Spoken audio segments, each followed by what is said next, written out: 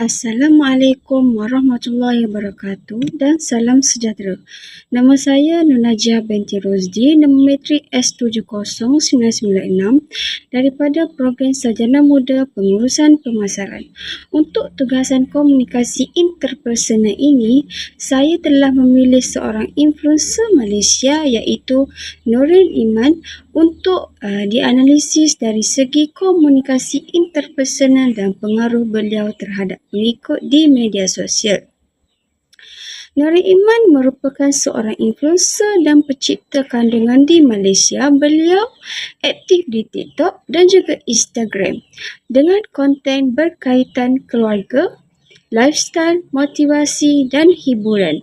Tugasan ini, saya telah memilih 10 konten daripada TikTok beliau iaitu video keluarga, motivasi, lifestyle, review skincare, hiburan, pengalaman hidup, TikTok dan motherhood dan juga promosi produk, last sekali respon terhadap komen netizen. Berdasarkan ruangan komen dalam video TikTok Noreen Iman, saya dapat lihat ramai pengikut memberi reaksi yang positif dan menyokong personaliti beliau. Contohnya, ada pengikut yang mengatakan bahawa Noreen seorang yang ceria dan membuatkan mereka happy ketika menonton videonya. Ini menunjukkan bahawa konten yang dihasilkan mampu memberi hiburan dan emosi positif kepada penonton. Selain itu, ramai juga follower yang memberi pujian terhadap penampilan dan gaya Noreen. Sebagai contoh, ada yang komen menyatakan bahawa Noreen kelihatan sangat cantik ketika berjumpa di Mid Valley. Komen seperti ini menunjukkan bahawa pengikut bukan sahaja tertarik dengan konten tetapi juga personaliti dan imej influencer tersebut. Seterusnya, terdapat juga komen berbentuk sokongan moral. Contohnya, ada pengikut menasihati Noreen supaya menjadi diri sendiri dan tidak perlu mempedulikan kata-kata negatif masyarakat. Ini membuktikan bahawa hubungan antara influencer dan follower sangat rapat sehingga wujud unsur sokongan emosi dalam komunikasi mereka itu. Di samping itu, terdapat juga komen berbentuk humor dan gurauan yang mendapat perhatian ramai.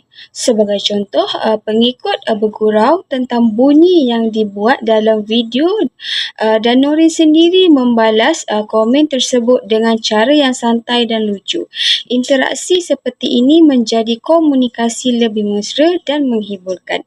Akhir sekali, saya dapat simpulkan bahawa ruangan komen TikTok Noreen Iman menunjukkan komunikasi interpersonal dan hala yang sangat baik antara influencer dan juga pengikutnya.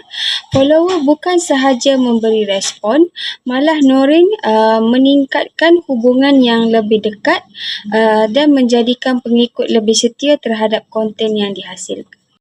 Berdasarkan konten-konten tersebut, saya mendapati komunikasi Noreen Iman sangat berkesan kerana beliau menggunakan bahasa yang santai, mudah difahami dan mesra dengan pengikut.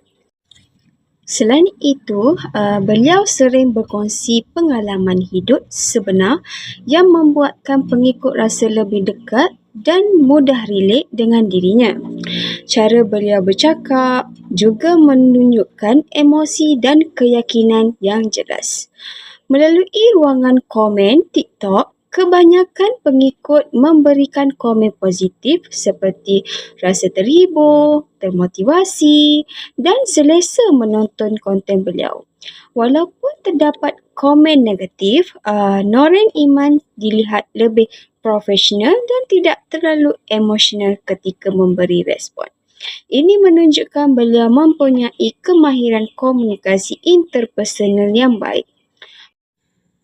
Pada pendapat saya, Noreen Iman memberi pengaruh positif kepada masyarakat, terutama golongan wanita dan remaja kerana beliau bukan sahaja berkongsi hiburan tetapi juga motivasi dan pengalaman hidup. Kesimpulannya, komunikasi interpersonal sangat penting dalam membina hubungan antara influencer dan juga pengikut di media sosial. Nuri Iman berjaya menggunakan komunikasi yang baik untuk menarik perhatian dan pengaruh pengikut. Sekian, terima kasih.